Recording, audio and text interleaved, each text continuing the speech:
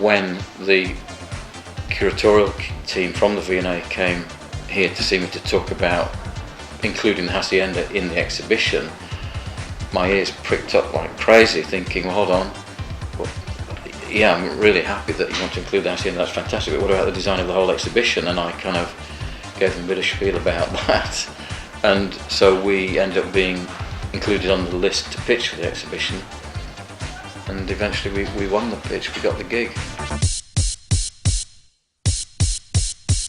We took our inspiration from thinking about the environments that the designers and artists whose work is in the exhibition, the spaces that they worked in themselves, their studios, their offices, wherever people, places of work or artist studios, and wanted a sense of those environments to try and give a sense of those environments. So if there's a theme to our design, it is to do with stacking and leaning.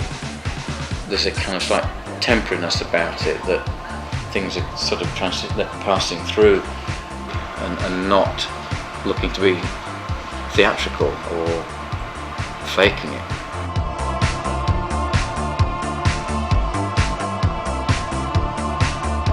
There are three big galleries, and it is kind of chronological as you move through.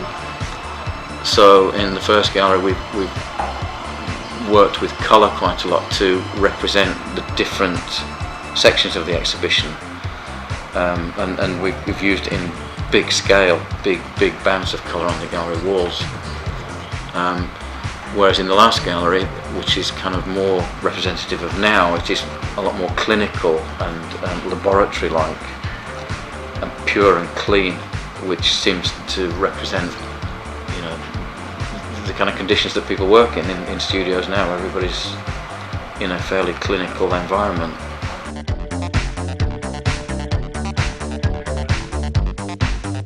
So the zeitgeist, I guess you look to that, of what it was at that time, and then figure out how you're going to recreate it through design, which is a weird thing to be doing, I suppose, but that's the nature of exhibitions somehow.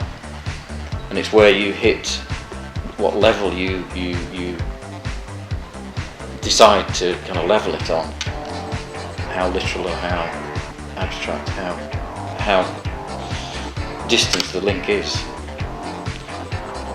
Because really it's all about the work, and our what we've designed is a backdrop to everything, but it also has to kind of give a platform and have a language that supports the exhibit. And that's what I think has been really interesting about this one, because of the broad sweep, historically and culturally and every which way. There are these different kind of themes that bleed through from one gallery to the next.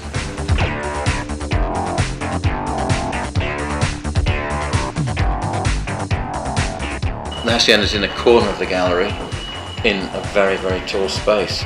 It's close to the punk wall, so it's in quite good company. And sort of geographically within the gallery, it sits in a corner of one of the galleries, and that just seemed to make sense.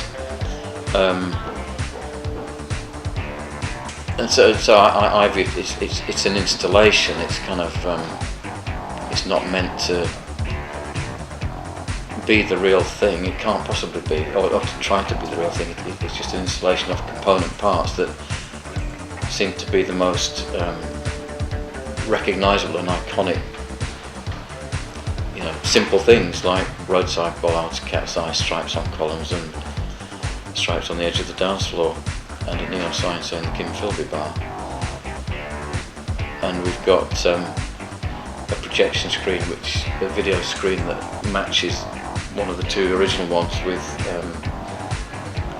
a clip of CCTV footage shot on a New Year's Eve in the club. I can't remember which year it was, but and that's an amazing. It's just grainy black and white CCTV footage. There's no art involved at all. It's kind of Andy Warhol. Bang.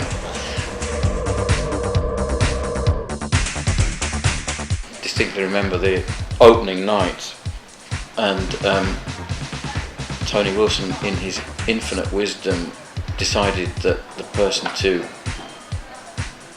open it was a local comedian called Bernard Manning, who was a foul-mouthed, you know, whatever, but got an extraordinary character. And he came on stage and looked around him at the crowd there and said, "I've played some shitholes in my time, this beats the lot," and walked off.